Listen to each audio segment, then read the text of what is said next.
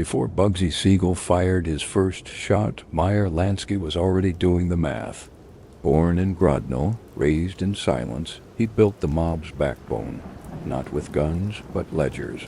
He didn't run the streets. He ran the numbers. As the story begins, tell us where you're listening from and what time it is. If you enjoy the story, like the video and subscribe to support the channel. The Fontainebleau Hotel always smelled like opulence, a scent made of salt air, cigars, pool chlorine, and expensive aftershave. In 1970, it was still the Palace of Power in Miami Beach. But on this particular afternoon, there was something quieter beneath the hum of cocktail glasses and murmured deals.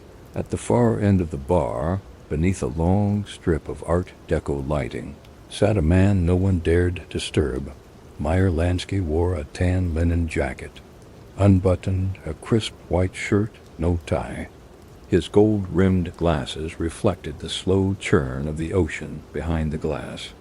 His right hand rested lightly on the bar's edge, fingers curled just enough to suggest he wasn't drinking for pleasure.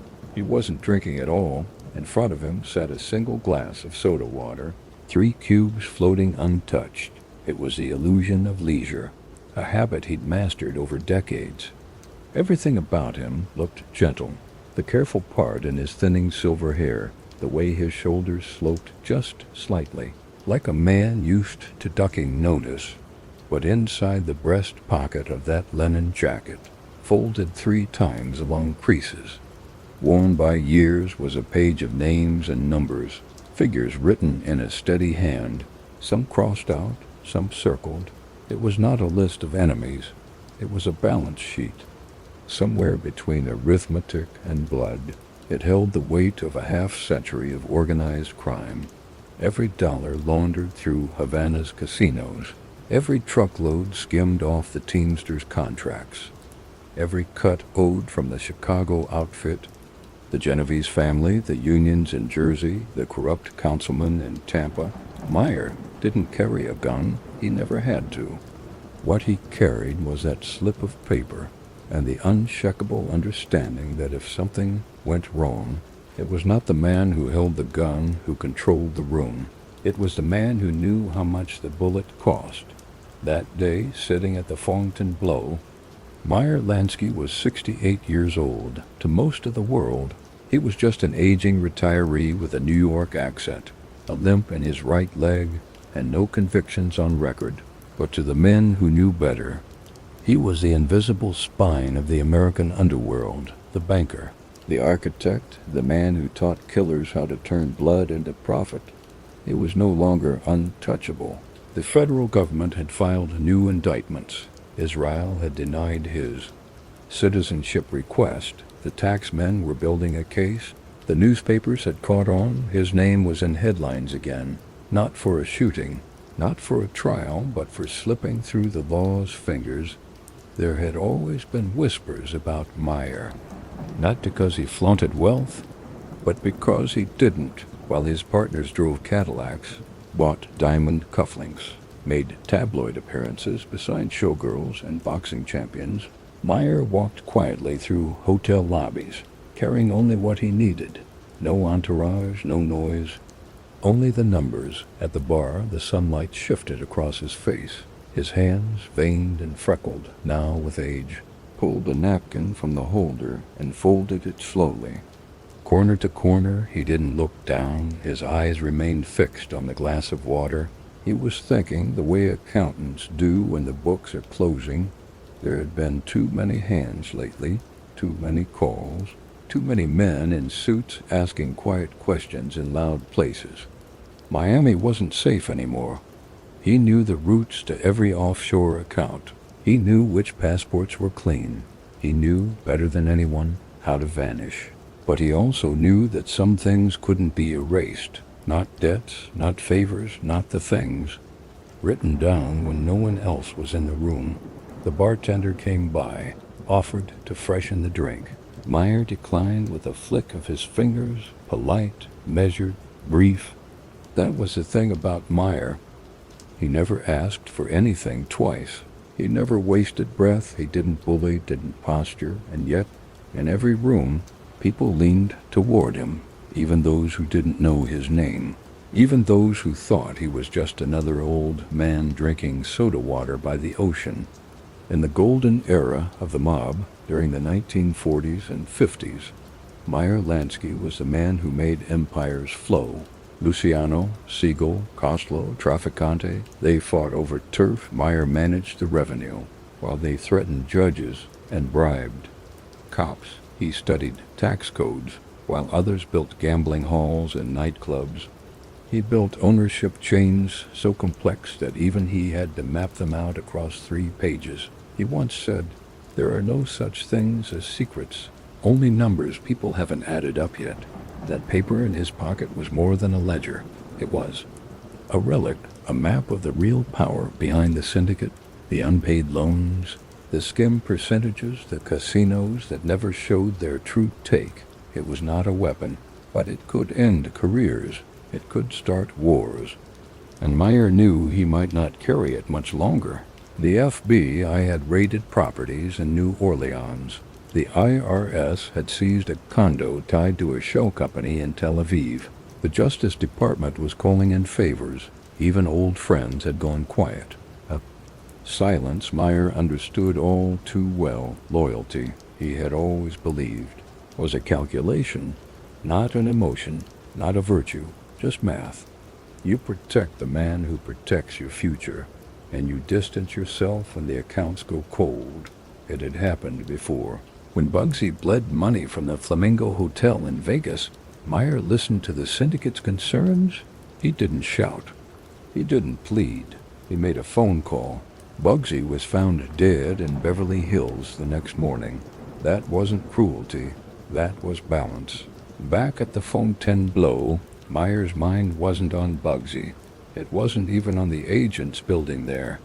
Case, his thoughts drifted to Grodno, the town where he was born.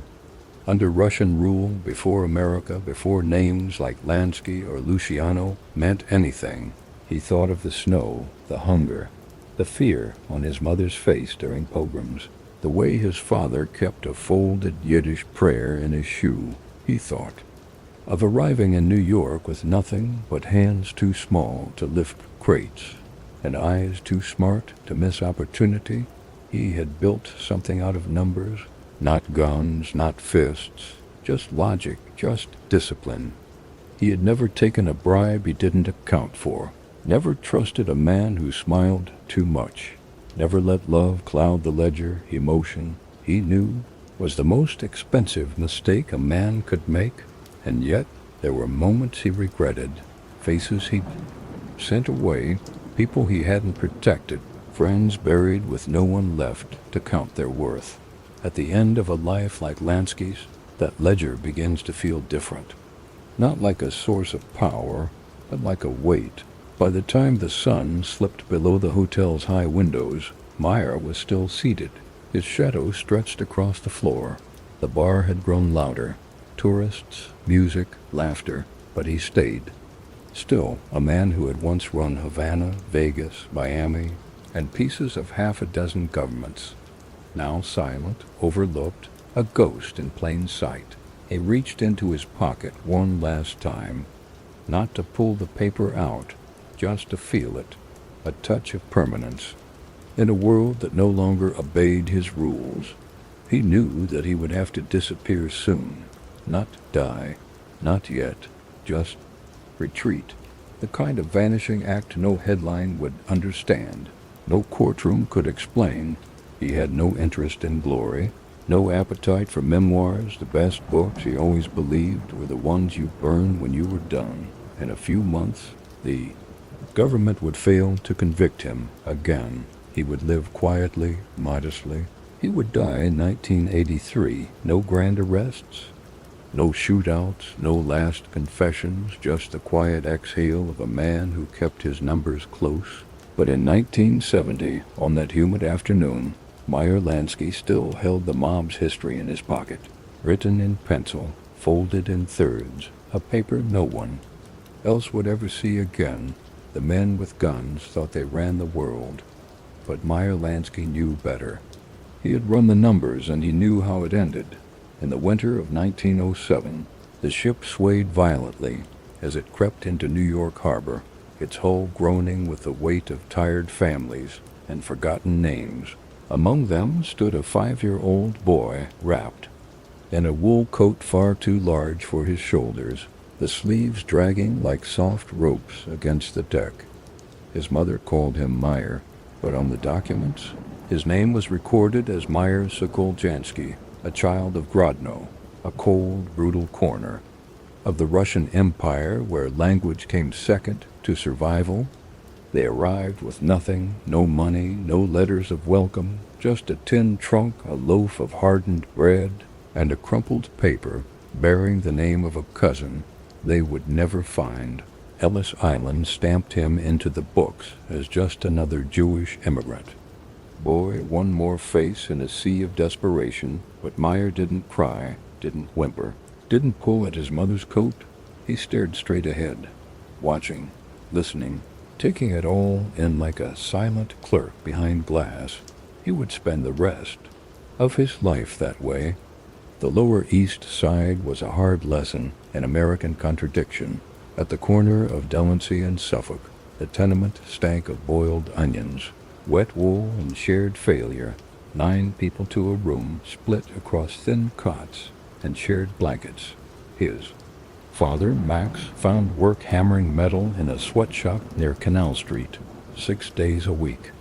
12 hours a day, his hands bled red into his gloves, but the pay barely covered rent. Meyer's mother, Yetta, lit candles and prayed for stability, but there was none, only fear of eviction, of illness, of the landlord pounding the wall with his knuckles each Friday morning from the age of 6. Meyer understood the value of invisibility. He learned how to fold into the corner when tempers flared, how to listen without moving, how to make his footsteps disappear on creaky floorboards. He also learned how to count. It began with loose coins on the table, then ration tickets, then receipts from the meat market. Numbers made sense in a way people didn't. People lied, stole, threatened, but numbers, they followed rules. Meyer fell in love with rules. By 10 years old, he had memorized the delivery schedule for every vendor between Hester and Rivington. He knew when the fishmonger came, which alley he cut through, and how many boxes he carried. He tracked the milkman, the bread cart, the cops on patrol, not because he planned to steal, not yet, but because knowledge, he realized, was its own currency. Other boys threw rocks. Meyer took notes. He didn't like violence, couldn't stomach the sight of blood. When other kids boxed for sport or shook down shopkeepers for candy, Meyer stood behind the lamppost, watching which hand they used to grab the cash, how they planned their escape routes, which direction they turned when the beat cop came around the corner. The Jewish kids called him Mute. The Irish kids called him Roach. The Italians didn't bother with names, but he was always there, thin, hunched slightly forward, eyes too quiet for a child. In a neighborhood ruled by muscle, Meyer discovered the power of predictability. If you knew what time a man walked to work, you could guess what he feared. If you knew what a butcher paid for onions, you could know how much he skimmed from his register. By 13, Meyer was selling information, not to gangsters, but to tailors, to pawnbrokers, to grocers who wanted to know when city inspectors were coming. He never spoke too long, never bragged, just delivered the detail, waited for his coin, and walked away with his hands in his coat. Even then, people whispered, "That kid's gonna be somebody," but no one could say what kind. It wasn't long before the streets showed their darker teeth. In 1915, Meyer watched a man get stabbed outside Katz's Deli over an unpaid debt. He didn't flinch, didn't scream, just walked to the alley and counted how many steps it took for the man to bleed out. Later, when the police came around asking questions, Meyer said he'd seen nothing. The detective tried to scare him. "You think you're smart, huh?" Meyer just stared at the floor. His face didn't change. Not then, not later, when the man left. Meyer went back outside and kicked over the bucket of blood-stained water the butcher had poured into the gutter. That night, he told his mother. He wanted to quit school. She slapped him, cried, begged. He didn't answer, but the next morning he didn't go back. Instead, he found work sweeping floors at a gambling parlor on Grand Street. The pay was pennies, but the real reward came from watching. He observed how the house cheated, how the dice were weighed, how the regulars sat. Some bluffing, some panicking, and more importantly, he watched how the man who ran it, a guy named Feinstein, kept his records. A little red book. No names, just codes, numbers, totals, debts owed, and debts paid one night. The book went missing.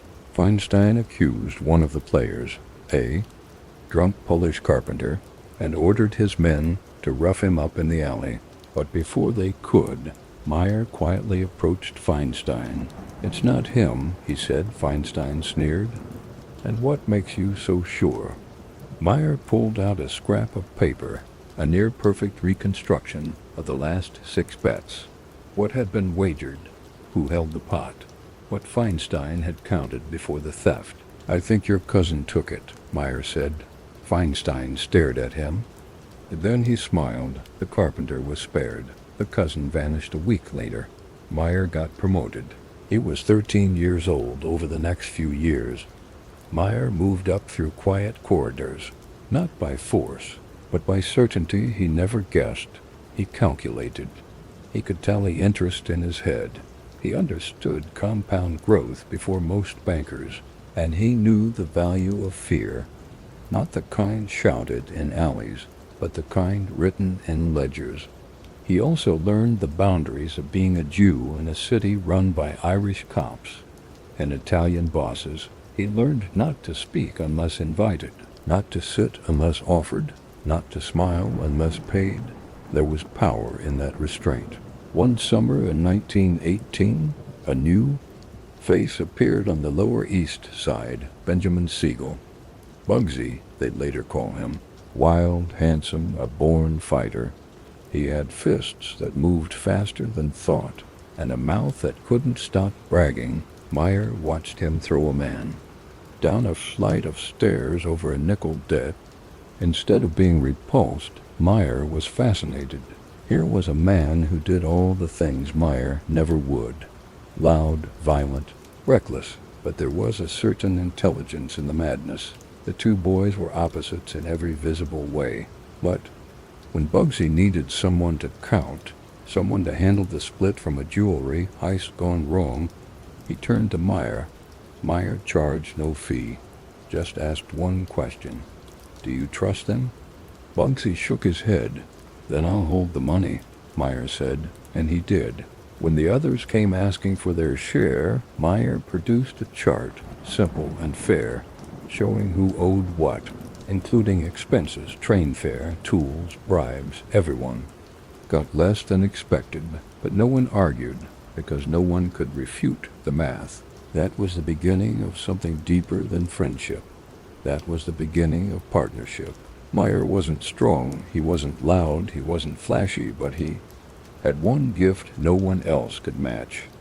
Memory. He remembered every face, every deal.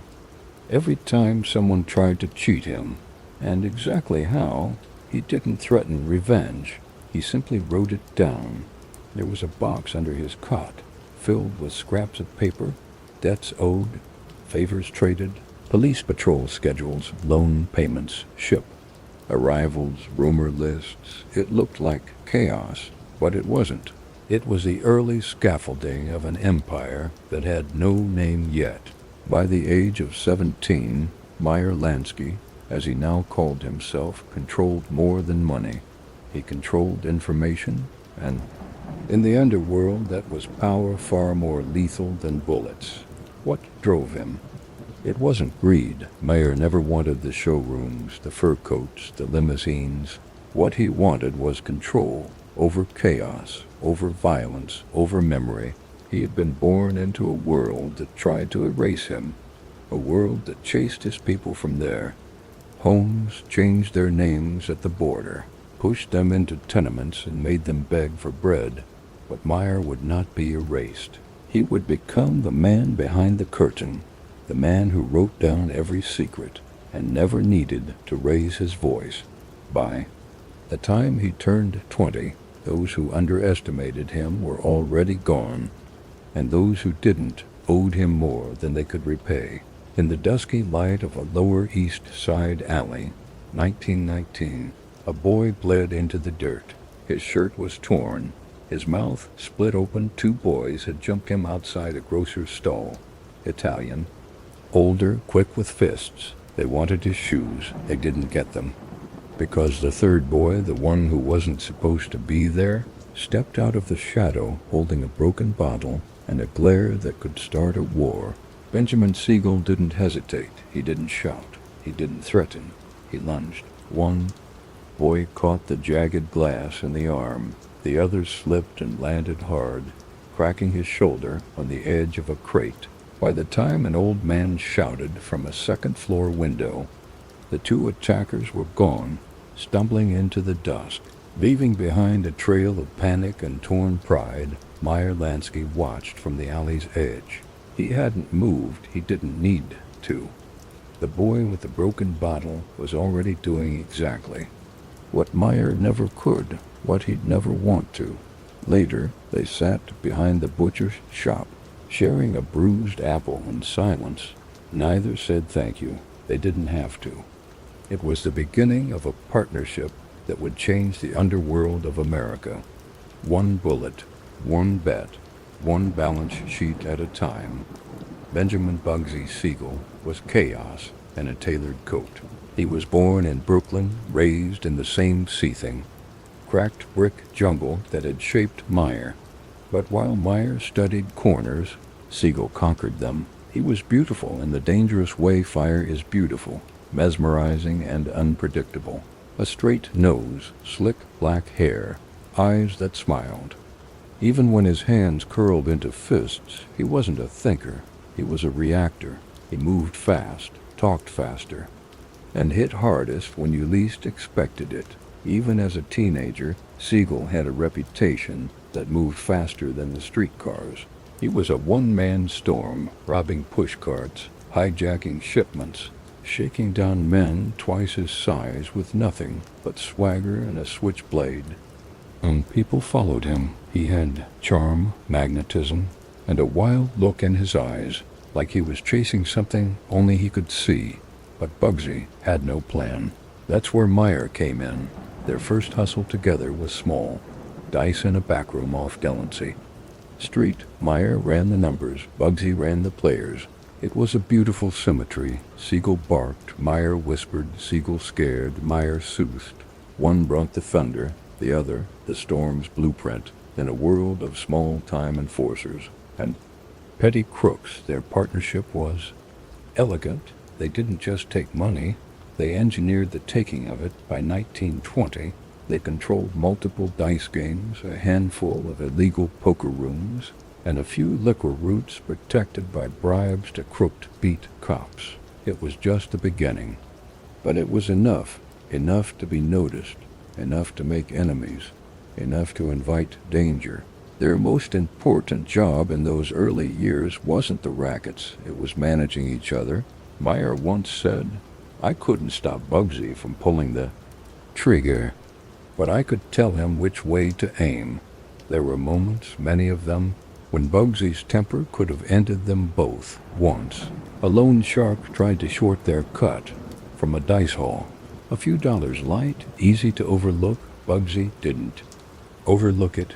He dragged the man into the alley, beat him until his nose broke, and would have done more if Meyer hadn't stepped between them. "He learns nothing if he's dead," Meyer said. Bugsy wiped blood from his knuckles and smiled. "I'm not teaching." But he let the man go. Meyer wrote the debt down, added interest, and collected it 3 weeks later with an apology. That was how they worked.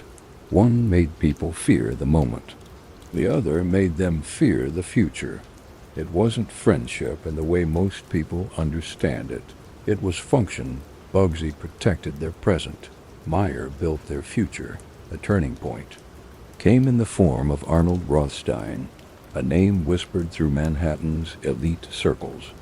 The man who fixed the 1919 World Series, the banker of vice, the king of clean money. Rothstein saw them at a backroom poker game in Harlem, watched as Meyer counted every chip at the table, and Bugsy threatened a man into folding with nothing. But at a glance, he didn't speak to them that night. But a week later, they were summoned. A room at the Hotel Astor, carpet too soft, curtains too thick. Rothstein, seated like a banker, not a boss. He didn't ask them what they wanted. He told them what they were going to do: run numbers, protect his shipments, keep the Italians from interfering. Bugsy asked how much they'd get. Meyer asked how long.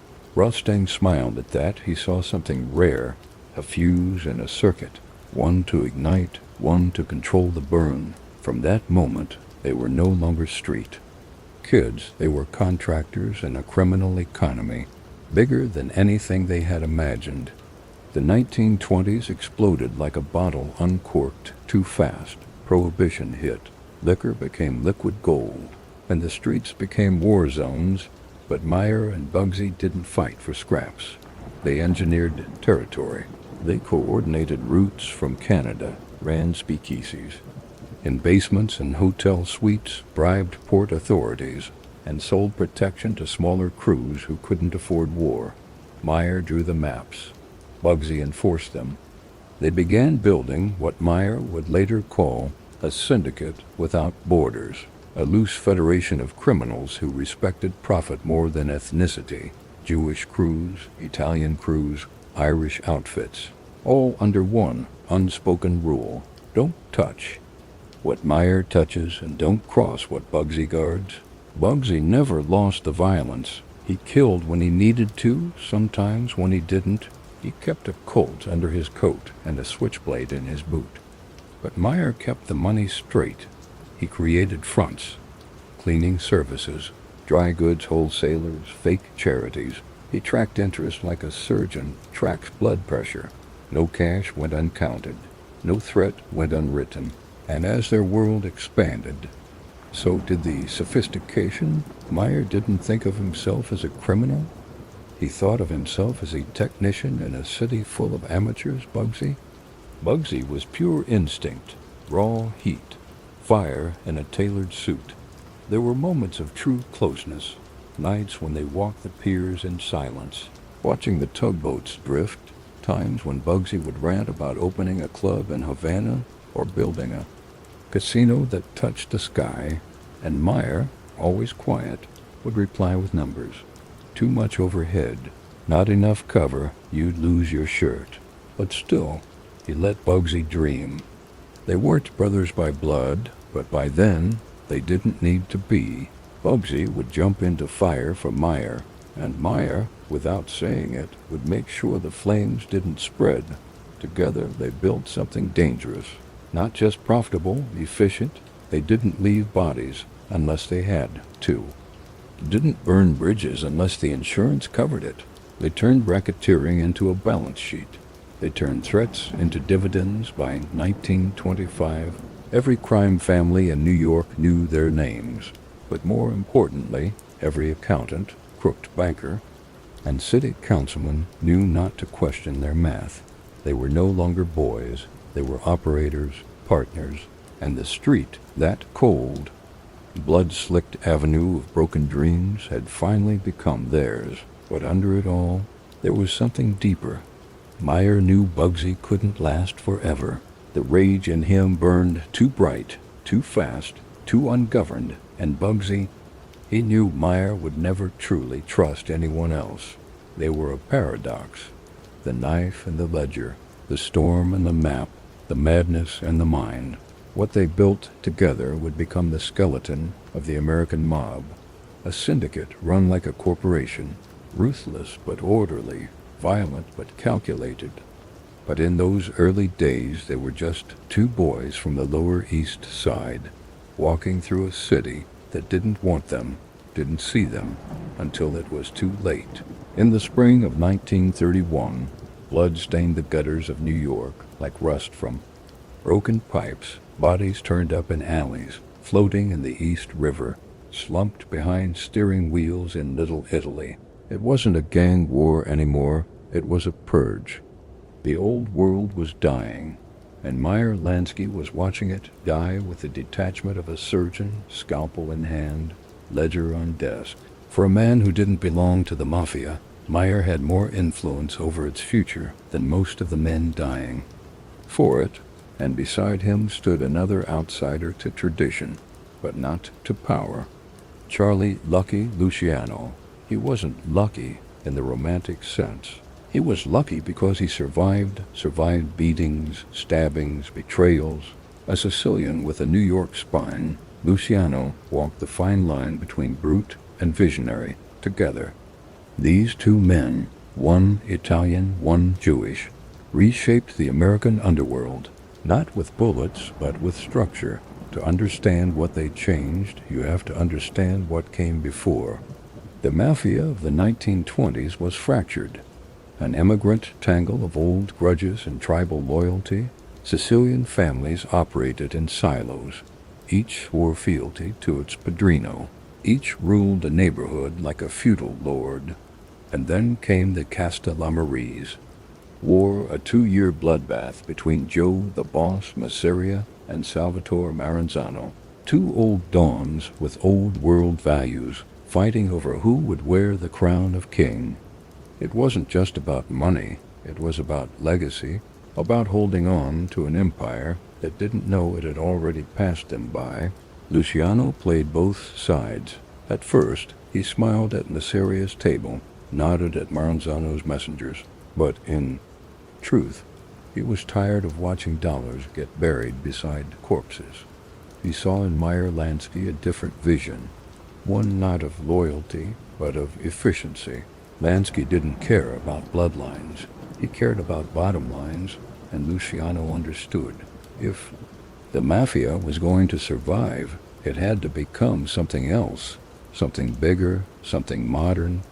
It was Meyer who pushed for the final betrayal. In April 1931, Masseria invited Luciano to lunch at Nuova Villa Tamaro in Coney Island, a private booth, cards on the table, veal and clams. Luciano excused himself to the bathroom, and when he came back, Masseria was dead, 4 bullets to the head, dealt by men handpicked by Luciano himself, Joe Adonis, Albert Anastasia, Vito Genovese, Bugsy Siegel. It was a quiet coup dressed as a messy hit, but for Meyer, it was math. The moment Masseria fell, the old loyalties collapsed. The machine could finally be rebuilt. Meyer didn't pull the trigger. He didn't need to. He had orchestrated the outcome.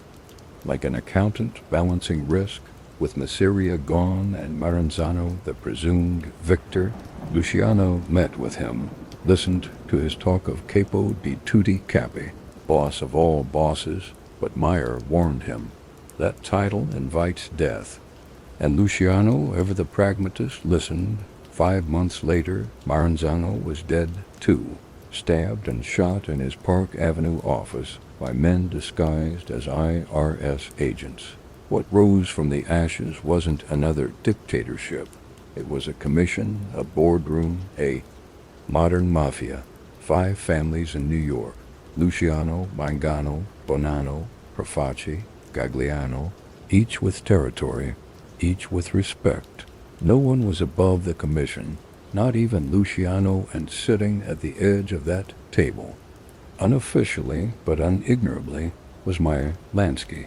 He didn't vote, didn't wear a pinky ring or kiss anyone's hand, but when finances were discussed, they turned to Meyer. When a hit was debated, they asked Meyer about consequences. He wasn't a gangster. He was the infrastructure, the financial artery, the man who understood that crime, to survive, had to mirror Wall Street. Organized, predictable, sustainable. This was the heart of Lansky's genius. He didn't dream of being boss. He didn't want to own the streets or make the front page. What he wanted was clean operations, steady flow money that couldn't be traced. Not because it was hidden, but because it was camouflaged in legitimacy. He showed the families how to launder through front businesses, through offshore accounts, through silent partnerships in hotels, trucking unions, vending machine companies. He pioneered the skim, taking money off the top before it ever entered the books. He made Las Vegas viable. He made Havana a gold mine. He made bribery professional, and he did it all with a quiet pen. Luciano loved power. Meyer loved systems, and together they turned the underworld into a kind of shadow government, self-regulating, self-enforcing, profit-obsessed. Even killings became cleaner. Fewer drive-bys, more surgical hits. Fewer messages left in blood, more consequences written. In balance sheets, Meyer believed chaos was waste. He once said, "Every dead man cost us money. Dead men don't pay interest." It wasn't always easy. The Italians respected him, but never fully trusted him. He wasn't one of them. He didn't take oaths, didn't kneel, didn't believe in omerta the way they did. But he delivered results, and results forgave everything. When disputes arose between families, turf wars, percentage splits, territory lines, Meyer was often the arbiter, not because he was neutral, but because he wasn't emotional. He could strip a situation down to cost and consequence. To him, every dispute was a failed transaction. Fix the numbers, you fix the war. Meanwhile, Luciano flourished. He expanded into narcotics, gambling, labor racketeering. He dealt with Hollywood producers and senators behind closed doors. And Meyer? He kept it running. He created holding companies that could withstand audits. He structured profits in layers so deep, even lawyers got lost. When the FBI started building financial crime units, they often studied Lansky's blueprints without. Knowing they were his, he was already ahead, already planning the next move. But success always brings attention. And attention brings risk. In 1936, Luciano was arrested, prosecuted by Thomas Dewey on charges of running prostitution, rings minus 62 counts of compulsory prostitution. They called it. Luciano laughed in court until he was sentenced to 30 to 50 years. In Dannemora, the commission trembled, but not Meyer. He moved quickly. He reassured territories, adjusted payment flows, reinforced loyalty through cold, quiet negotiation. And most importantly, he kept Luciano in the loop, behind bars, but never out of reach. When World War II came, and the U.S. government needed help securing New York's ports from sabotage, it was Meyer who arranged for the Navy to cut a deal with Luciano, a lighter sentence in exchange for protecting American docks. Lansky had turned a jailed mob boss into a wartime asset. And when Luciano was released in 1946 and deported to Italy, it was Meyer who made sure the empire still stood. That was his gift. He wasn't just the architect. He was the insurance policy. Every time the Mafia lost a king, Meyer handed them. Blueprint, he didn't need a throne.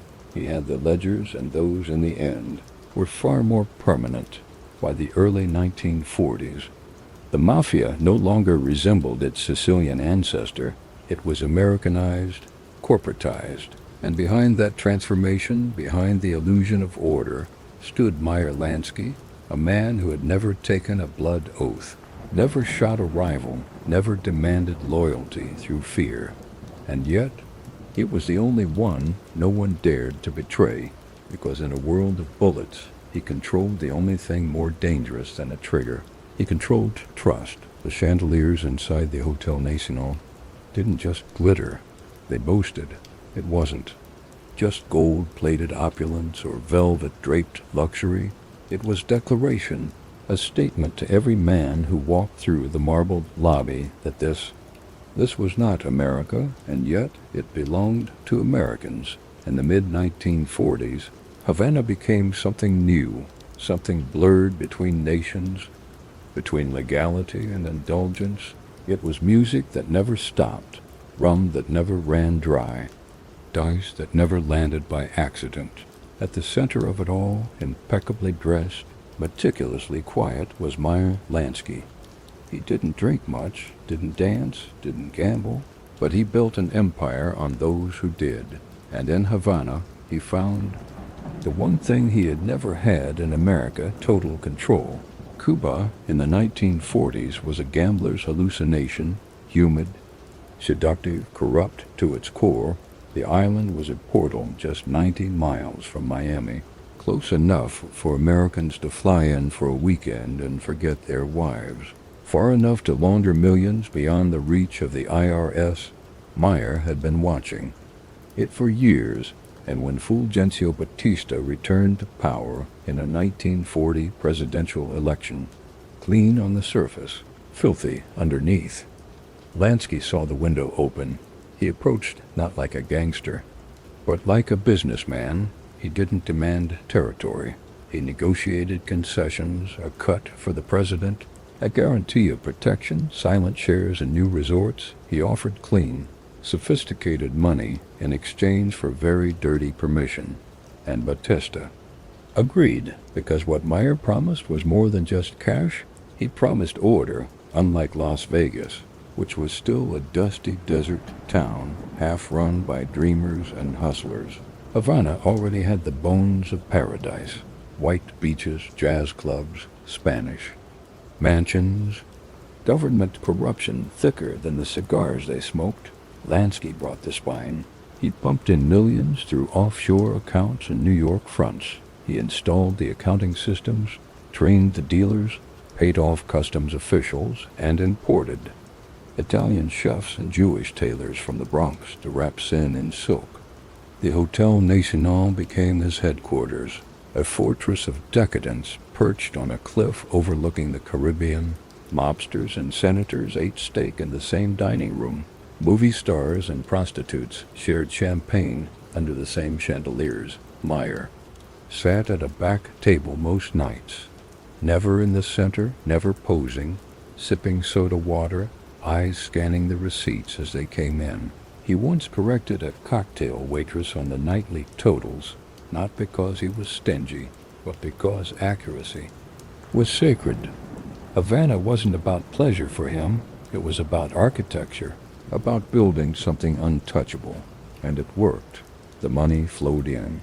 Not in thousands and millions. The mob skimmed from every blackjack hand, every roulette wheel, every private poker room behind locked mahogany doors. The casinos ran like symphonies, each table a note, each pit boss a conductor. Meyer orchestrated every movement, and unlike Vegas, he didn't need the illusion of legitimacy. Cuba didn't pretend. It was bought, it was paid for, and everyone knew it. He owned pieces of the Riviera, the Tropicana, the Montmartre, the Capri. He had deals with the police, with customs, with port authorities, with cabinet ministers. Every foreign bill passed through fingers that traced back to Lansky. It wasn't just empire, it was perfection. But Meyer wasn't building it alone. He invited the syndicate, and quietly, he held a legendary summit in December 1946 at the Hotel Nacional. Frank Costello, Joe Adonis, Albert Anastasia, Santa Traficante. Even Lucky Luciano, recently deported to Sicily, arrived in disguise. They gathered not like soldiers, but like shareholders. It wasn't a sit-down, it was a conference. No blood, just ledgers. Meyer stood at the head of the mahogany table and laid out projections. Room counts, table minimums, skim percentages, Swiss accounts. He spoke not of power. He spoke of return on investment. Luciano laughed. You make crime sound like a stock portfolio. Meyer didn't blink. Only if it's well managed.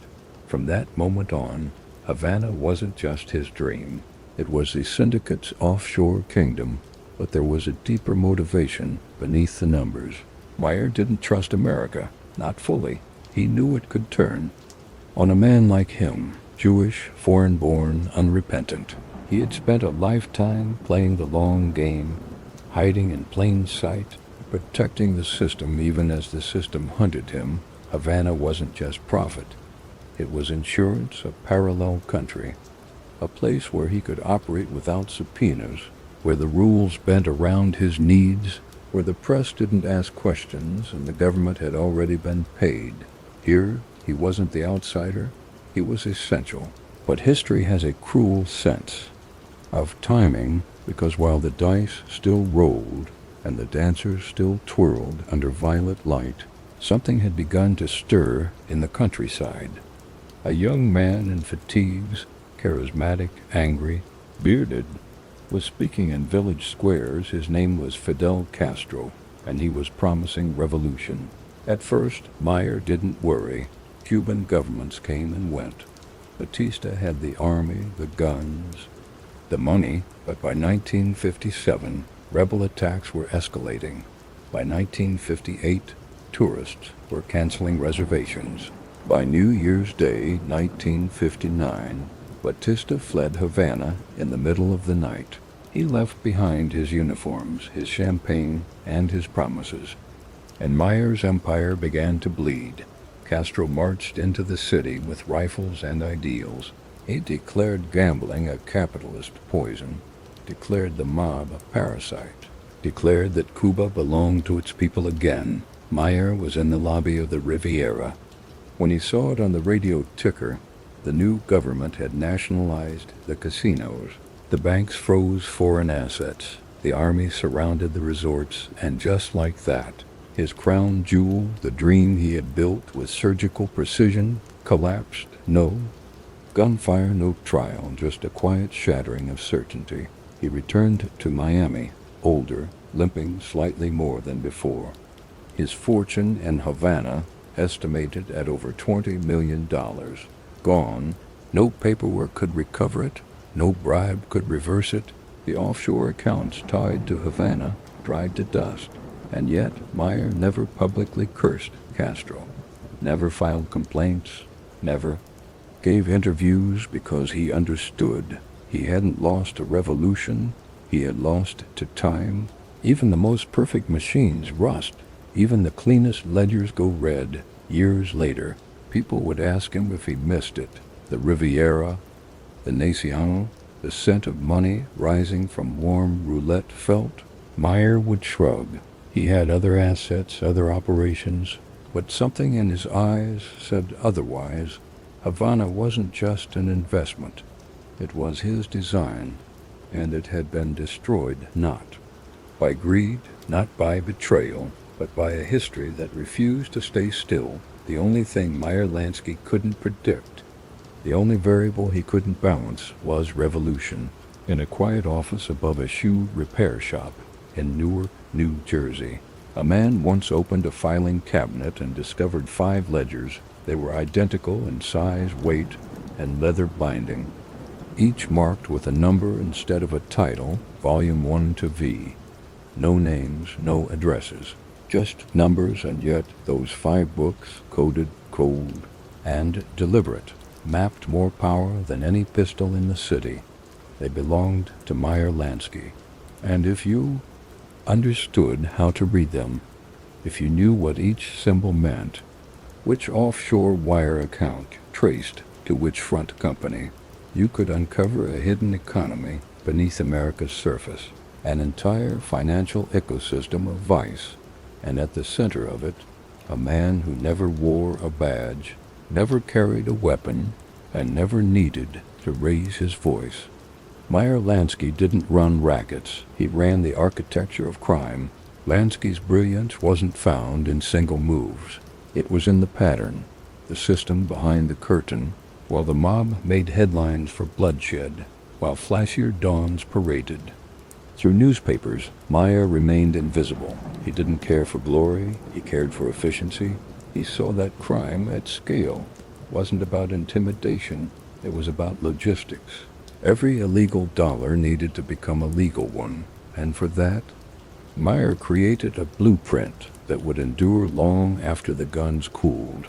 He pioneered skimming, quietly lifting profit from the top before it ever touched the books.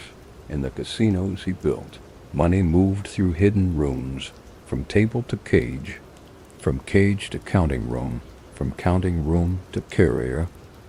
And somewhere in that cycle, before any revenue reached ledgers or tax forms, 10 to 15% simply disappeared.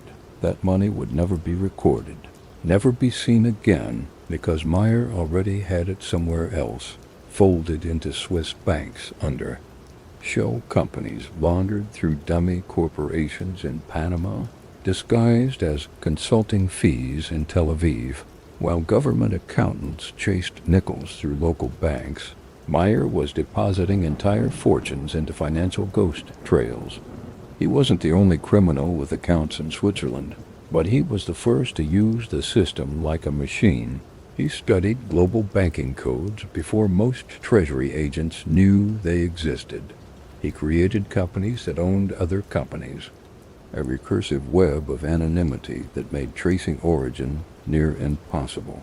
He'd take money from illegal gambling in New Orleans, run it through a lumber import business in Tampa, invest it in a Miami real estate development, and use the profit to buy silent shares in a shipping company in Marseille. By the time the FBI got wind the trail had crossed 4 borders and 3 currencies, he didn't do it for greed. He did it for control, because Meyer understood a fundamental truth. If you control where the money goes, you control where the power lands, and power that's documented can be destroyed. But power that moves through air, through trust and fear and balances never seen, that power becomes immune. He once told an associate, a bullet costs 20 cents. A senator costs 20,000. Only one gets you legislation. Lansky wasn't flashy. He didn't wear jewelry, didn't throw parties. He once bought a Cadillac and sold it a week later. Too many eyes, too many questions. His indulgence was systems. He read finance books the way others read scripture. He could quote tax law, knew capital gains percentages by year, knew which nations had signed extradition treaties and which hadn't. He invested in accountants the way other bosses invested in button men. He didn't just hire them. He trained them, taught them the language of invisible empires. And Meyer wasn't limited to mob money. He worked with unions, helping certain locals manage their pension funds. He worked with politicians, ensuring campaigns were quietly supported in exchange for zoning approvals, lenient inspections, or missing files. He even had ties to foreign governments, small nations willing to look the other way in exchange for investment.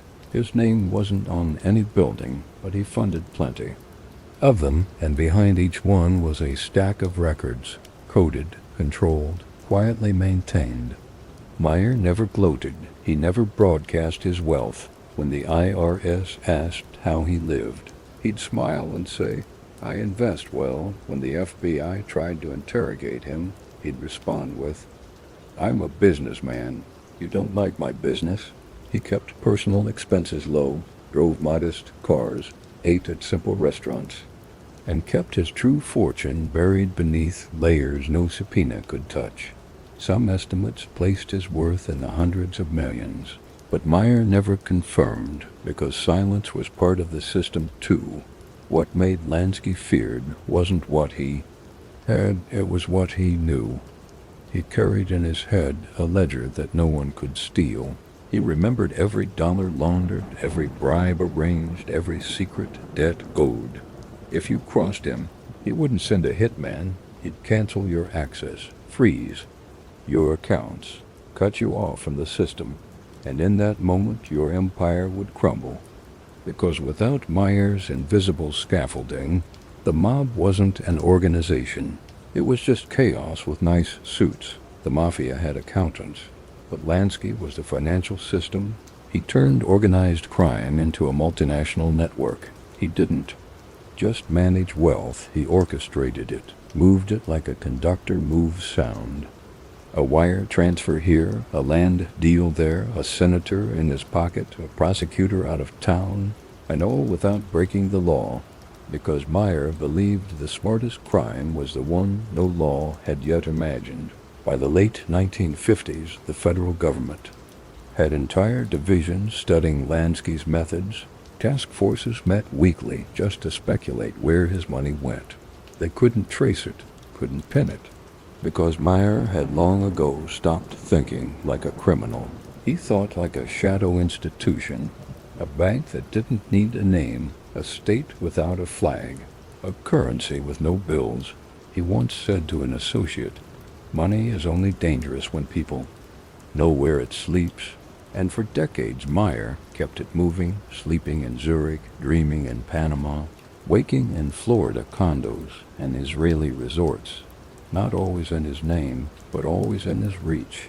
In the end, Meyer Lansky built something no gangster ever had, sustainable power. He proved that you didn't need to shoot your way into history.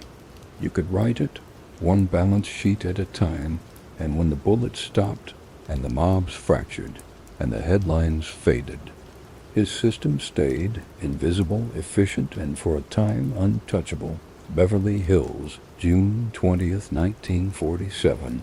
It was just past 10:30 p.m. when the first bullet shattered the plate glass window of 810 North Linden Drive.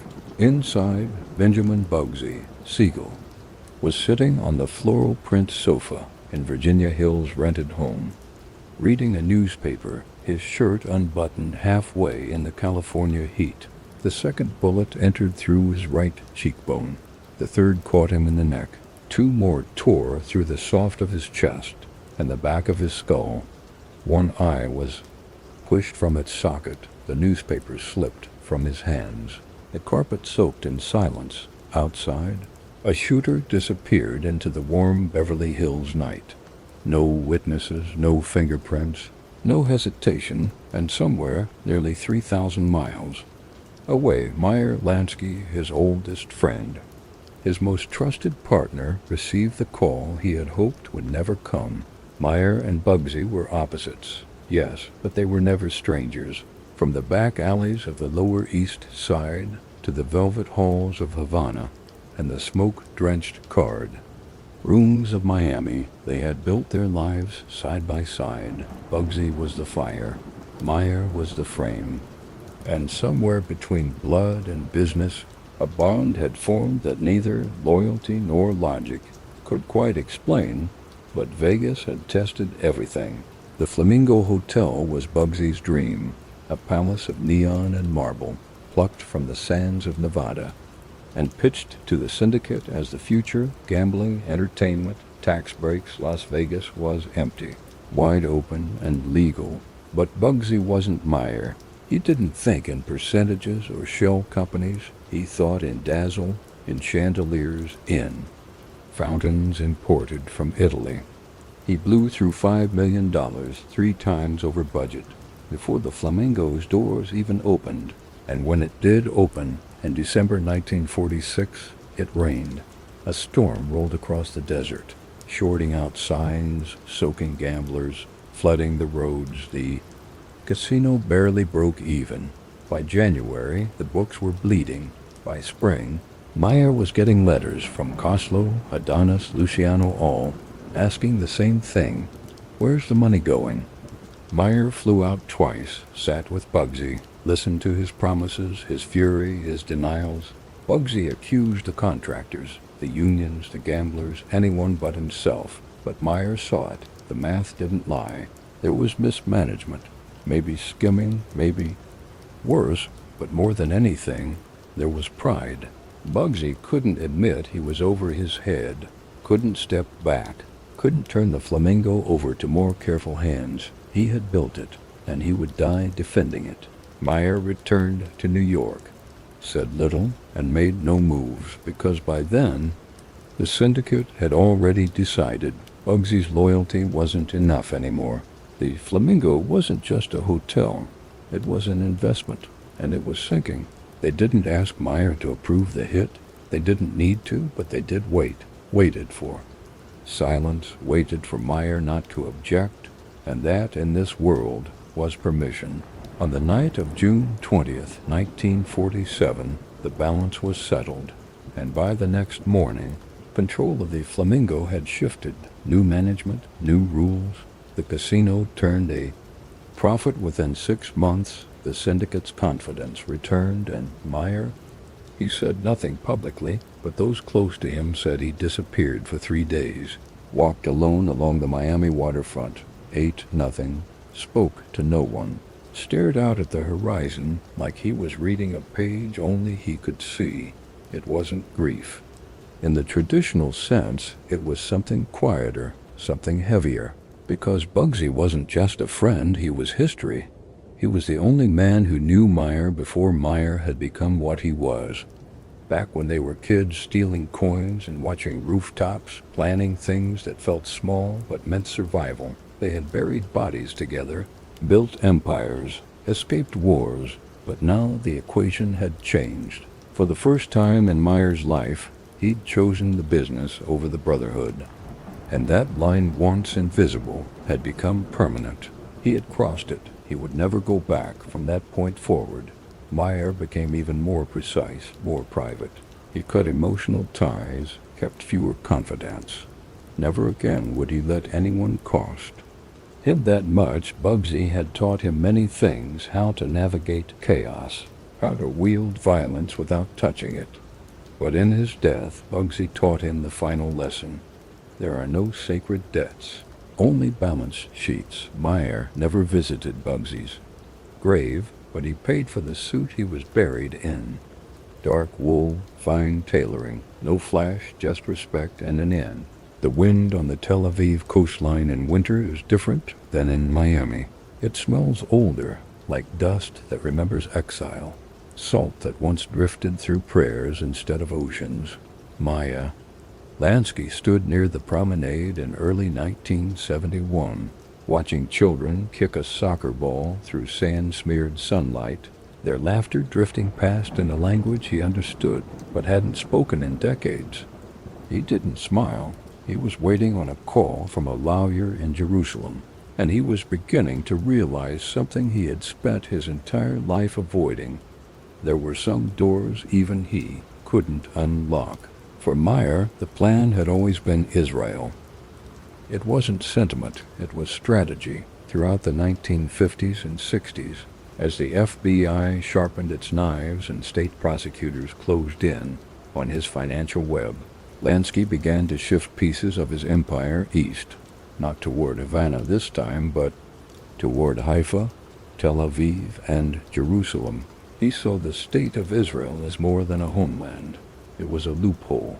The law of return, passed in 1950, guaranteed that any Jew from anywhere in the world had the right to claim Israeli citizenship. No questions asked. It was meant for Holocaust survivors, for displaced families and persecuted elders, but Meyer saw something else in it. A legal sanctuary and escape clause written in Scripture and passed by Parliament. And so he started planting seeds. He bought property, 3 lots under different names near the Dead Sea. He donated to Zionist youth camps and Israeli hospitals. He built quiet ties to members of the Knesset, men who understood both the weight of history and the value of silent contributions. He kept the press at a distance, but behind closed doors. He was clear. If the walls ever closed in, he would invoke the law of return. He would fly to Tel Aviv not as a fugitive, but as a son returning home, not to hide, to belong, and for a while it seemed he had succeeded. In 1970, after a federal indictment for tax evasion loomed large, Lansky quietly boarded a flight from Miami under his real name and landed in Israel. He applied for citizenship at the Ministry of Interior, using the same process as thousands of other Jewish immigrants. His passport was clean. His application was accepted. Within weeks, he was renting a quiet apartment in Herzliya and walking the streets like a man reborn. He told reporters he was done with America, told his lawyers he was protected. told himself he had outlived the hunters. But nothing in Lansky's life had ever stayed untouched for long. Back in Washington, the Justice Department was watching. Angry, embarrassed, they had spent decades trying to nail him, and now, just as the indictments were finalized, the most powerful financial brain in American crime had slipped away under the protection of a foreign nation. They pushed for extradition. The Israeli government hesitated, because Meyer wasn't a normal criminal. He wasn't a gun runner or a drug smuggler. He was a Jewish icon to some, a man who had fought Nazi sympathizers in the 1930s, who'd supported Zionist causes, who represented a myth older than America. The smart outsider, always surviving. But Prime Minister Golda Meir was under pressure. The Nixon administration had made its position clear. If Israel harbored Meyer Lansky, there would be consequences. Diplomatic, financial, strategic. And so in 1972, the Israeli government reclassified Lansky. They declared him a criminal alien whose presence endangered the public interest. His citizenship application was revoked. He was ordered to leave.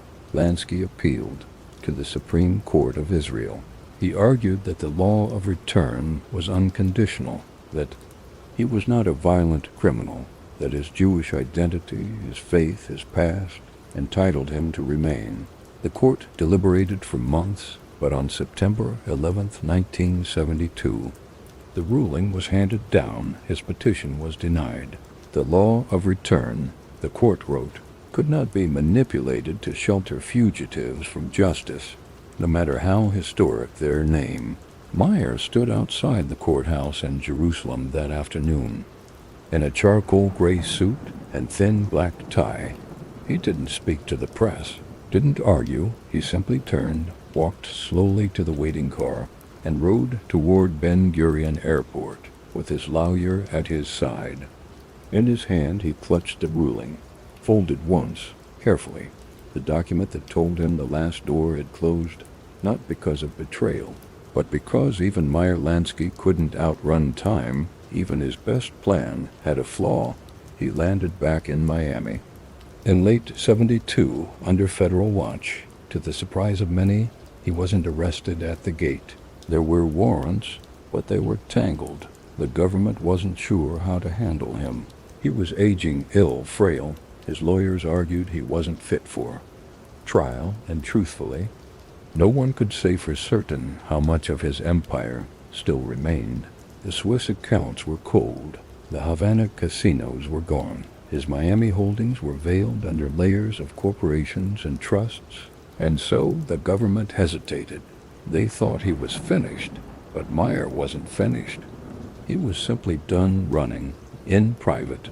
Those close to him said he never recovered from Israel's rejection. He had believed, truly, that he would be protected, that his contributions, his faith, his legacy would shield him, but the law wasn't. Loyal, it was procedural, and for the first time in his life, Meyer Lansky had placed trust in identity instead of math. It was a miscalculation, a human one, and it stung. He never returned to Israel, never spoke of it again, but the folded ruling remained in a locked drawer in his study for the rest of his life, unburned, unread, untouched, because Israel wasn't just a haven. It was a symbol of everything he had survived to build, a homeland, a final chapter, a clean exit. And when it vanished, it wasn't just legal protection that disappeared. It was certainty. And for a man like Meyer Lansky, a man who had made his life balancing everything, losing certainty was the one loss he could never truly recover from. The first wiretap came in 1942. It was clipped to a payphone near 3rd and Collins in Miami Beach, a tin-can circuit of hissing static and muffled greetings, monitored by 2 agents who didn't yet know what they were looking for. The voice was calm, measured, short sentences. Nothing illegal, nothing emotional. The agents wrote it down anyway. It would not be the last wire. By the time the 1950s began, The United States government had an entire team assigned to one man, not a killer, not a kingpin with a public name, not a man who bragged or raised his voice, just Meyer Lansky, the one no one could seem to catch. They had files on him from 4 states, transcripts from clubhouses in Miami, shipping records out of Tampa, real estate deeds in Boca Raton, tax returns from a shell company in Newark. He had been mentioned in Senate hearings. He had been named in FBI memos labeled sensitive, and yet he never left fingerprints. Every name on every piece of paper was a step removed. Every company had a president who wasn't him. Every deal passed through someone else's mouth before it reached a microphone. He was like vapor. You could see where he had been, but never where he was. The first serious indictment came in 1951. Federal tax evasion, the old standby. The Treasury thought they had him. They traced payments from a casino in Havana back to a safety deposit box in a bank in Montreal, registered to a business no longer active. But when they opened the box, it was empty. The company, dissolved a year earlier, the records, misfiled the agent, transferred before he could testify, and the accountant who made the original accusation, dead of a heart attack, case closed, no charges filed. The second attempt came in 1959. This time it was narcotics. A customs agent in New Orleans had tied a heroin shipment to a man believed to be an associate of Lansky. They moved fast, kicked down doors, seized documents, froze assets. But again, Meyer wasn't on the paperwork. He didn't call the courier. He didn't own the trucks. And the man in question? A cousin of a cousin, last seen boarding a ship to Marseille. Gone, the evidence was circumstantial. And circumstantial didn't cut it in court, especially when your target had a team of lawyers trained to dismantle bureaucracy like it was a crossword puzzle. By the 1960s, it had become a kind of obsession. The Bureau built whole case units around him. They interviewed waiters, cab drivers, bookies. They tapped phones in Miami, in New York, in Los Angeles. They planted agents in nightclubs, casinos, Jewish community centers. They followed his wife to the grocery store. They put cameras in banks. Still, nothing stuck, because Meyer never used a bank in his own name, never spoke numbers over the phone, never used a word the court could define as illegal, even J. Edgar Hoover, a man obsessed with control, reportedly admitted in a private briefing, the problem with Lansky is he's not a gangster. He's a ghost with perfect grammar. He was arrested 6 times, once at a racetrack in New Jersey, once leaving a dinner at the Fontainebleau Hotel, once while walking his dog. Each time the headlines flared, mob financier nabbed, Lansky to face federal charges, and each time the charges dissolved before trial. Witnesses disappeared, documents didn't match, testimony got reduced to speculation. The government was chasing a man who had never left a paper trail he hadn't already predicted, and yet he wasn't invincible. He knew it every morning. He walked his route differently. He never carried a briefcase. He spoke in person, not over phones. When asked how he avoided prison, he reportedly replied, "Because I think before I write, and I write before you subpoena." There was no arrogance in the answer, just discipline. In 1970, they tried again. This time it was serious. Newly elected prosecutors wanted to win. The IRS had spent 2 years reconstructing financial activity from Swiss records leaked by an anonymous whistleblower. They built a 300-page indictment. They had a witness, a former courier, who claimed he handled deposits between Lansky's men and numbered accounts in Geneva. They raided his house, froze his assets. He fled to Israel. The U.S. pushed for extradition. But as you've heard, Israel said no, temporarily, and by the time they reversed the decision, Meyer was back on a plane to Miami, older, weaker, but still untouched. The final blow came in 1973, after years of appeals, subpoenas, congressional pressure. The Department of Justice made its decision. They wouldn't try him. Too complex, too old, too likely to fail. Behind closed doors, a young prosecutor asked the question everyone was thinking. How do you catch a man who never puts his name on anything? The answer? You don't, not unless he lets you, and Meyer never would to the public. He became a kind of riddle, the invisible king. Tabloids called him the mob's treasurer.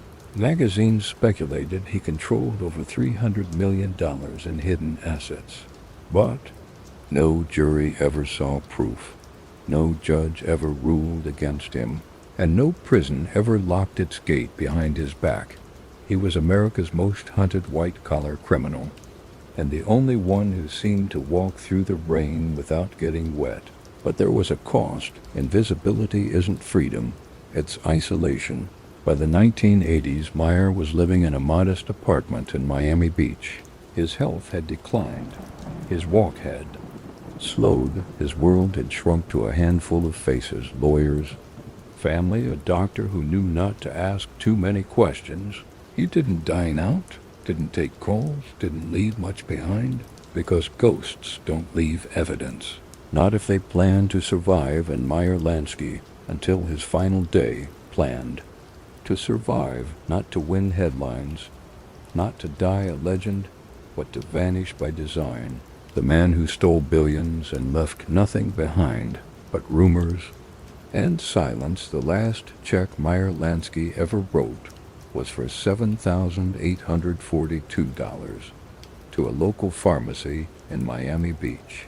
It was dated January 3rd, 1983, signed in a hand that had grown slower, shakier but still deliberate.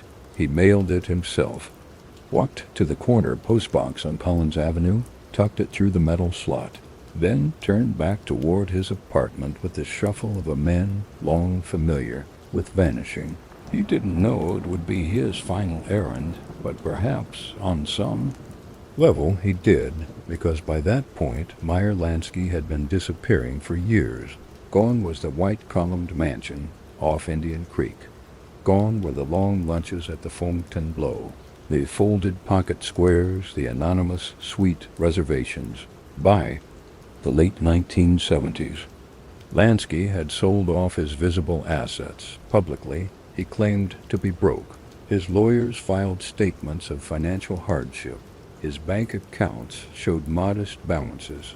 A man who once held silent control over Havana casinos and Swiss portfolios now lived in a 2-bedroom apartment above a kosher bakery.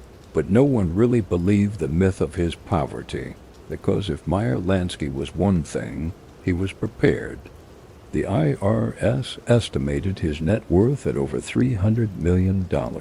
They could never prove it, because every trail they followed ended in fog, in shell companies, offshore holdings, numbered accounts, dead-end signatures. His money didn't vanish. It waited.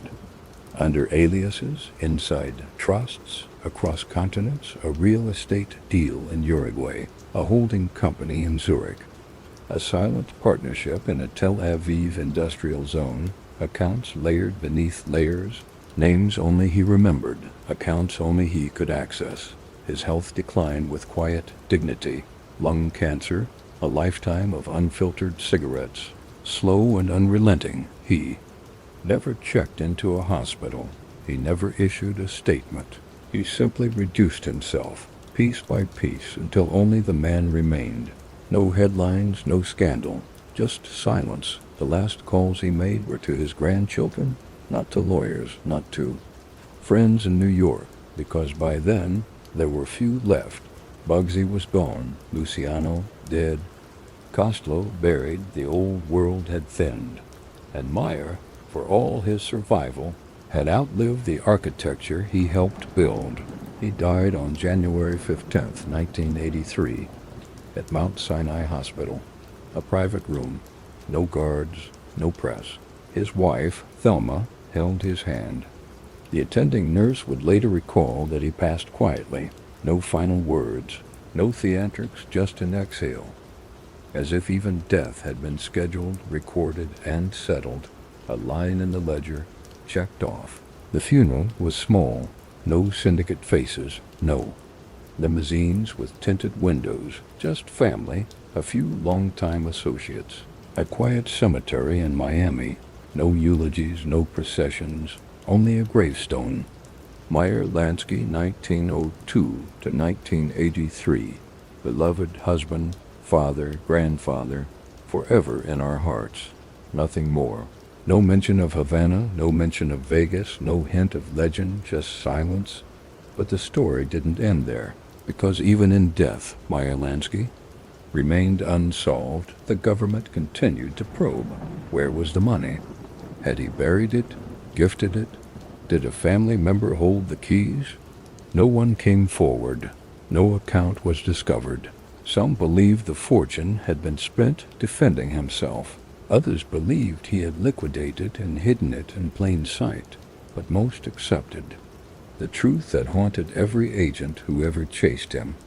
Meyer Lansky took it with him, not physically, but through layers of memory and method, through passwords never written down, through the discipline of a man who never trusted a vault that couldn't disappear. The final irony? He died a free man, no convictions, no handcuffs, no mugshot etched in the public record, just a lifetime of suspicions, 1,000 files with no conclusion. The legend of the man who built the financial engine of American crime and slipped away. Before anyone could close the book, he had survived every era: Prohibition, the Commission, Havana, Las Vegas, Senate hearings, wiretaps, extradition, and in the end he didn't fall. He faded, not into myth, but into calculated absence, the final disappearance. Not with a bang, not with betrayal, but with precision. A paper empire doesn't look like much when it's stacked on a desk. No diamonds, no pistols, no blood-stained ledgers, just names, percentages, arrows connecting boxes no outsider could decipher. But for nearly half a century, Meyer Lansky ruled not with weapons or soldiers, but with diagrams like these, folded sheets, coded balance books, routing slips that could move millions with the silence of a signature. No guards, no warning shots, just trust. And in Lansky's world, trust was the most dangerous currency of all. He wasn't the loudest man in the room, rarely the biggest, never the one holding court in public. But when he walked in, the tone changed. The reason? Everyone knew that somewhere between Havana and New York, between Zurich and Tel Aviv, he had their money. Cash skimmed off craps tables in Las Vegas, payouts from union jobs in Jersey, silent cuts from movie productions and L.A. liquor imports. In Miami, and crooked shipping contracts in Panama. He knew which bosses took from their own and which ones paid late. He knew which judges had been bought and how much they cost. Not because he demanded the information, but because they needed him to know. They needed him to remember.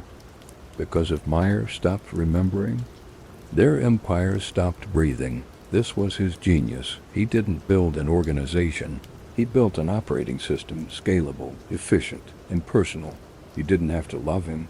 You didn't even have to like him. You just had to fear the silence. If he ever stopped returning your calls when the Mafia needed expansion, Lansky didn't just draw lines on a map. He created structures, regional percentages, flow charts, revenue targets. He showed them how to move from vice to infrastructure. He taught them how to split a dollar 10 ways without leaving a trail. When a local crew in Cleveland wanted to open a casino, they called Meyer, not because he ran the floor, but because he could show them how to own the property without ever appearing on a deed. If a West Coast operation needed to wash $5 million in unreported revenue, Meyer connected them to an offshore trust in Liechtenstein and walked them through the transfer, interest-bearing, tax-sheltered, and legally invisible. He didn't brag. He just said, "It'll be there Tuesday." And it was every time. That's What made him irreplaceable? Not just the knowledge, the consistency. He wasn't ruled by pride. He wasn't hot-blooded like Bugsy. He didn't fight for headlines or territory. He fought for the integrity of the system. Because to Meyer, crime wasn't chaos. It was a machine. And a machine only runs when the gears stay clean. If Meyer trusted you, you prospered. If he didn't, you were done. There were no second chances. Because to break Meyer's trust was to unplug yourself from the machine, and no one was indispensable when the balance sheet stopped adding up. Some men vanished, some went broke, some tried to build their own networks. None succeeded, because without Meyer's equations, their wealth collapsed under weight. It wasn't designed to hold. They had power, but he had infrastructure. He didn't need to shout. He didn't need to kill. He just had to walk away, and when he did, deals dried up. Bookmakers scrambled, accountants panicked. Because Meyer had become more than a man, he was the central nervous system of modern organized crime, and like a nerve cut clean at the spine. When he withdrew, things stopped moving. In later years, the syndicate tried to replace him. They hired consultants, accountants, lawyers with offshore experience, but it never worked, because Lansky didn't build his empire overnight. He built it in layers, personal, psychological, procedural. Every account had a reason, every connection a memory, and without him, the system became just that, a system with no memory. It was said that Meyer never carried a gun, that he never once ordered a hit, but if you crossed him, the result was no less final, not death, erasure. He wouldn't retaliate, he wouldn't scream. He would simply vanish from your books, and your name, once etched into his, would begin to fade. Soon, no one would return your calls. Your funds would delay. Your partners would pivot, and you would begin to feel the weight of a silence you couldn't explain. That was power. That was Meyer Lansky, a man whose weapon was credibility, and in the end, it was why no one could replace him, because Lansky wasn't just a facilitator. He was a guarantor, the one who made Vice feel stable, the one who convinced a generation of gangsters that their money was safe, not because of muscle, but because of math. And when he died, the structure lived on for a while, but it never thrived, because the paper empire, for all its elegance, had one irreplaceable pillar: the man who remembered everything. He never held a Tommy gun, never kicked open a nightclub door, or lit a cigar while bodies dropped around him. And yet, Meyer Lansky is in every gangster movie, not by name, but in presence, in posture, in the quiet character sitting off to the side, reading ledgers while everyone else postures. The man who doesn't speak until the room has fallen silent. The one who doesn't bark orders, but signs the checks that matter. The myth of the smart gangster. The one who controls the chaos without becoming it. That's Meyer, even if Hollywood never said so directly. In The Godfather Part 2, he's there. Not in The Corleones, not in The Muscle, but in Hyman Roth Played with Soft Menace by Lee Strasberg. The aging Jewish mobster with a heart condition and a grip on Havana strong enough to make Michael Corleone listen. "This is the business we've chosen," Roth says, a line delivered without threat, without rage, just the cold arithmetic of survival. That's Meyer. Right down to the cardigan sweaters and Cuban connections Francis Ford Coppola never admitted it outright. He didn't have to. Everyone already knew in Boardwalk Empire. It's Arnold Rothstein played with precise calculation by Michael Stuhlbarg. Another echo, another homage. Rothstein, like Lansky, wasn't loud. He didn't kill to be seen. He whispered, calculated, made moves with decimal points, not bullets. Lansky even worked under Rothstein in real life, and later outlived him. But in the end, their portrayals began to blur until the quiet Jewish man in the tailored suit became a kind of archetype in American crime fiction. The mind in the shadows, the one who outlives the muscle, the one who remembers. he never liked the attention. Meyer once said to a reporter, "Gangsters are out of style. I'm just a businessman." It wasn't false modesty, it was policy. He never allowed his name to be used in film, never agreed to books, never sat for interviews that delved too far, because he understood something most of his peers never did. The spotlight is a liability. The second your myth becomes public property, you become a target of headlines, of prosecutors, of younger men looking to make their name on your fall. So, Meyer stayed quiet, let others brag, let others fall. But Hollywood? Hollywood couldn't resist him because he was the exception. He made crime look like control. They told stories about Luciano's ruthlessness, Siegel's violence, Capone's flair. But Meyer? They turned him into something else, a symbol of cold intellect, the gangster as tactician, a villain not born in rage but built in restraint in TV scripts and screenplays. He was recast dozens of times. The silent consigliere, the bookkeeper, who knows too much, the one who never raises his voice but controls everything that matters. He became the template for 1,000 fictional whispers, and yet, for all the cinematic portraits, none ever showed the full weight. They got the aura right, but they missed the burden. The real Meyer wasn't just cold. He carried things he carried.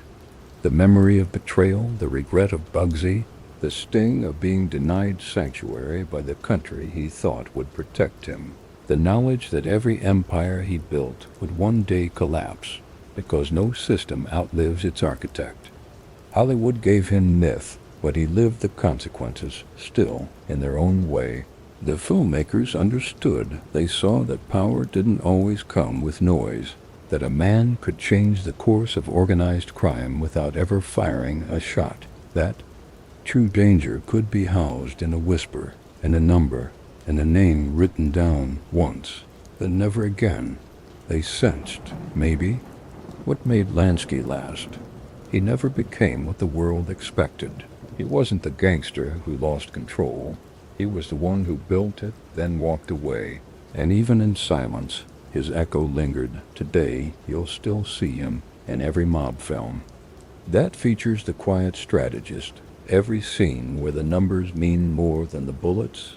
And while the world remembers Capone for the hat, Luciano for the throne, and Bugsy for the neon dream, Meyer Lansky remains the ghost in the background, the man who saw it all, wrote it all down, and left before anyone could write him.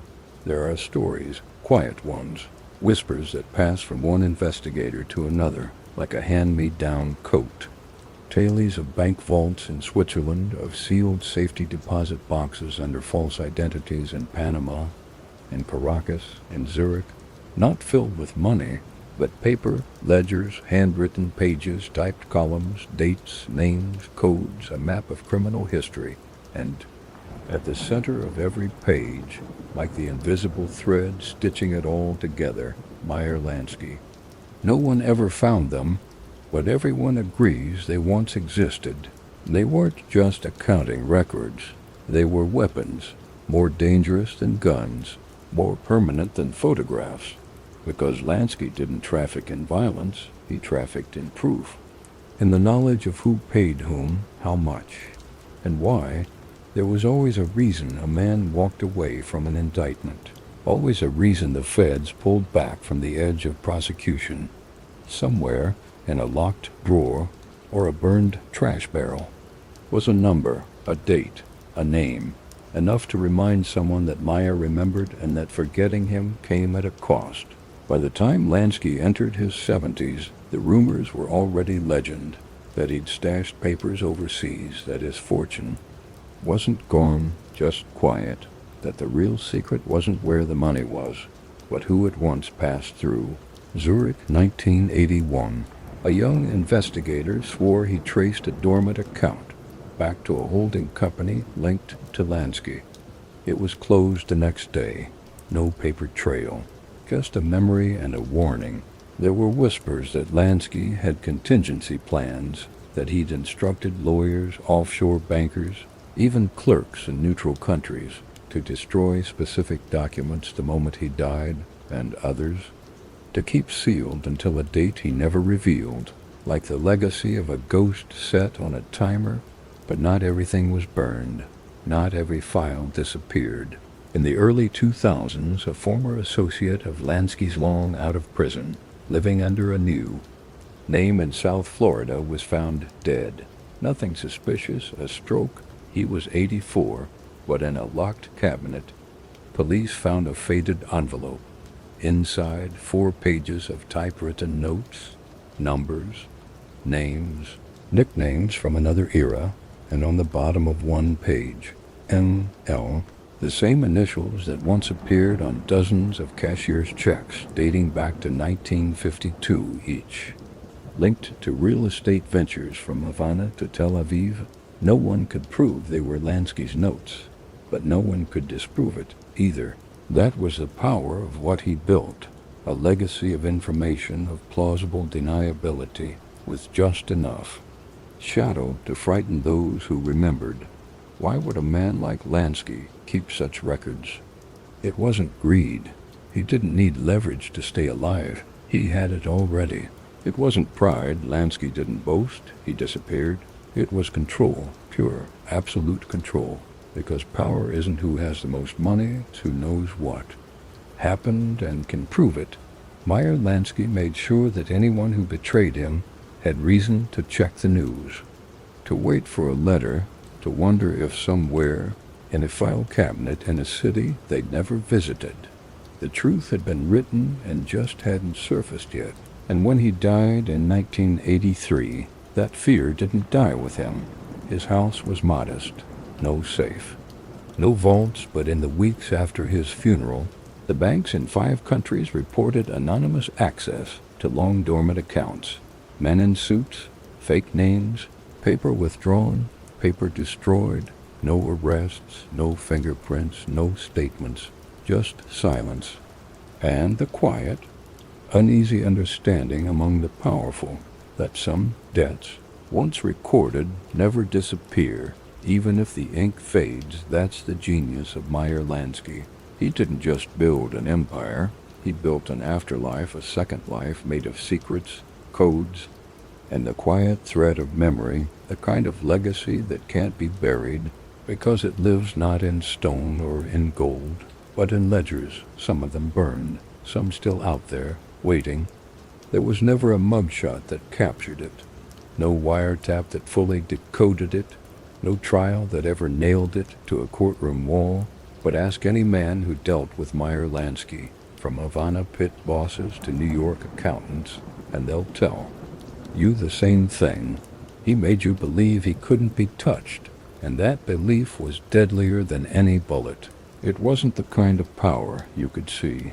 It didn't swagger through the front door with a cigar and a Tommy gun. It whispered, sighed things quietly, tilted its head, and made you second-guess your memory.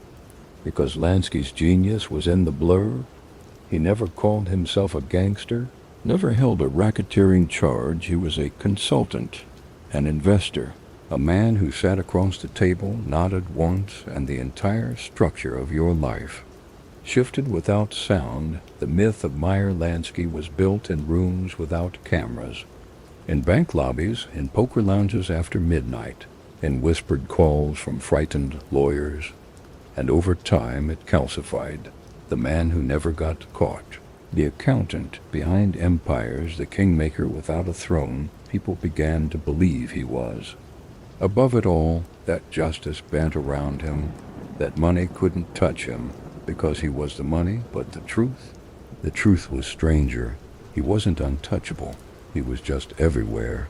In 1970, the federal government indicted him for tax evasion. Nothing exotic, no bloodshed, just unpaid taxes, about $200,000 in missing filings. He smiled in the hallway outside the courtroom, a gentle, practiced smile. Not because he was above the law, but because he knew the law was already behind him. He was in his late 60s by then, sharp, quiet, soft-spoken, a man who used his cane like punctuation, They wanted to tie him to the mob, to gambling rings, to extortion, but all they could stick was a spreadsheet. Even then, juries hesitated, because by then, Meyer Lansky wasn't just a man, he was a concept, and that's where the danger truly lived. He didn't carry a gun, but he knew the men who didn't threaten people, but he knew what their children's houses cost. He didn't need to be feared. He just needed to be known, because fear fades, but reputation, that's currency with no inflation. He had his enemies. J. Edgar Hoover made sure of that. Wiretaps, surveillance, whole teams dedicated to him, but every time they thought they had a pattern, he vanished, shifted funds, moved behind another name, sent a courier instead of going himself, not because he was running, because he was playing a different game. He wasn't building a criminal empire. He was embedding himself in the architecture of capitalism itself. Casinos, hotels, resorts, stock portfolios, and offshore holding companies.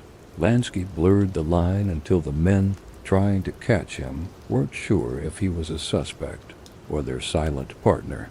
And through it all, he said very little. One of his few quotes years later was quiet, clinical. Gangsters are out of style. I'm just a businessman. It was deflection, of course, but also a kind of truth, because he didn't want fame.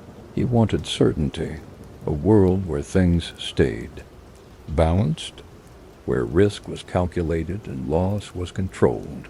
And that meant staying in the shadows, not for fear, but for function. As time passed, the myth did its own work. Hollywood started echoing him. Arnold Rothstein in Boardwalk Empire, Hyman Roth. In The Godfather, Part 2, the Jewish mobster with calm eyes and quiet power. They were all him. Even when they weren't, the myth had become cinematic, and Meyer didn't correct them.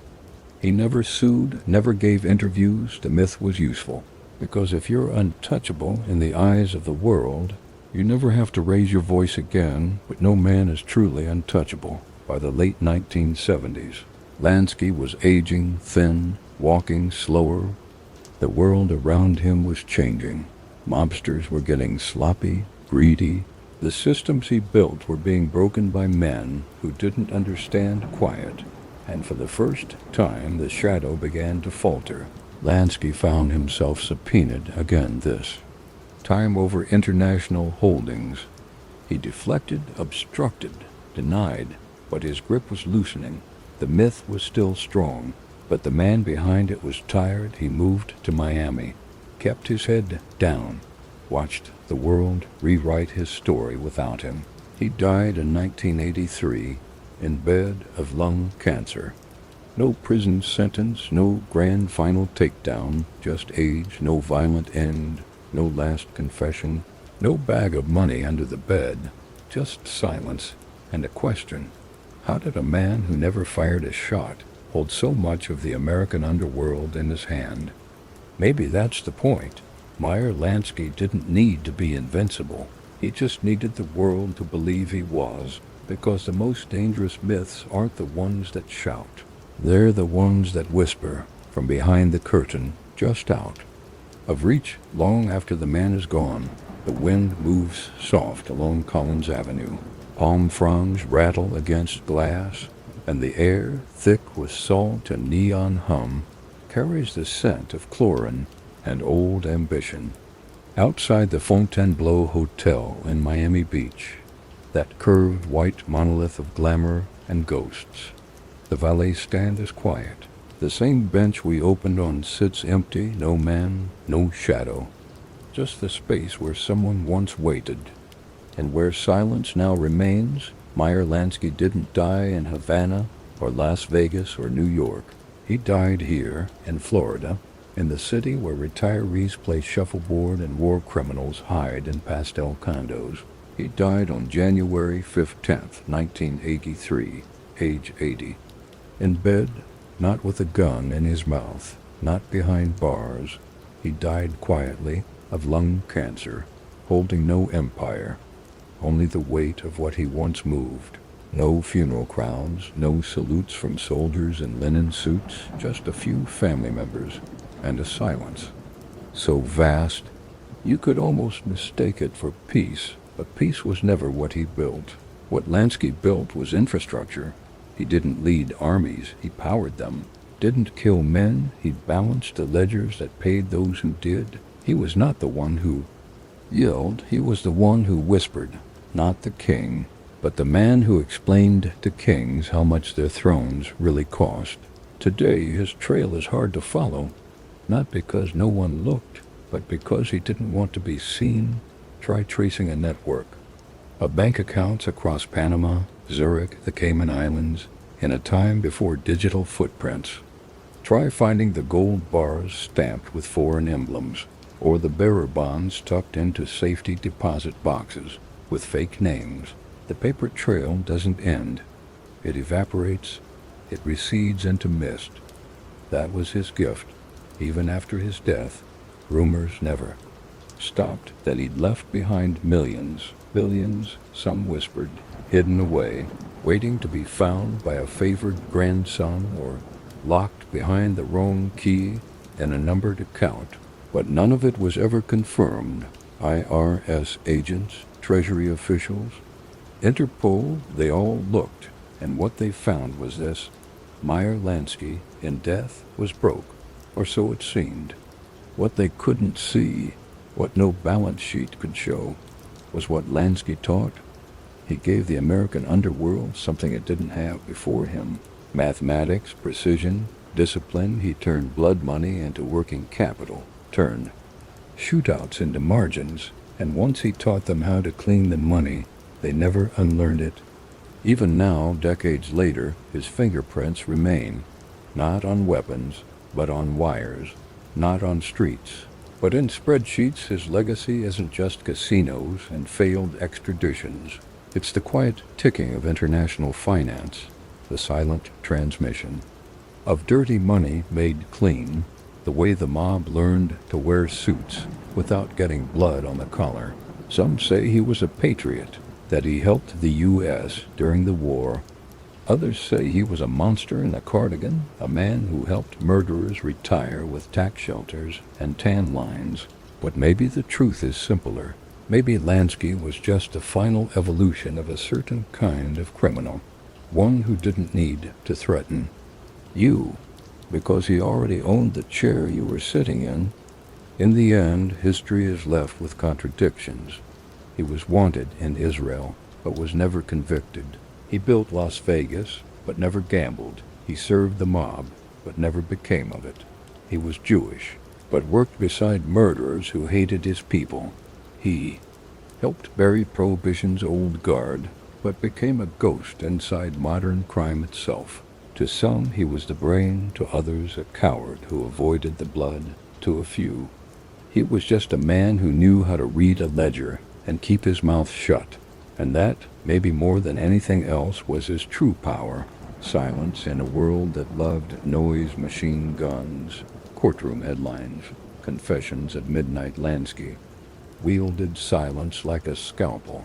He didn't have to outfight anyone, he just had to outlast them, and he did. When you walk past the Fontainebleau now, you don't see him, but you feel it in the glass, the brass, the old money carved into every corner, a reminder that someone once sat there, not to be seen, but to see, a man who traded bullets for balance sheets, who made fortunes vanish with a flick of ink, who buried whole wars in offshore trusts, a man whose name outlived all the ones who shouted louder. So what remains? Not the money, not the house in Miami Beach, not the myths on screen, just the sense that somewhere deep beneath the concrete and coral, in the silent drip of time, there's still a vault, still a whisper, still a number no one else knows how to read, because some men carve legacies in headlines, and others, like Meyer Lansky, write theirs in gold, then disappear into the margins.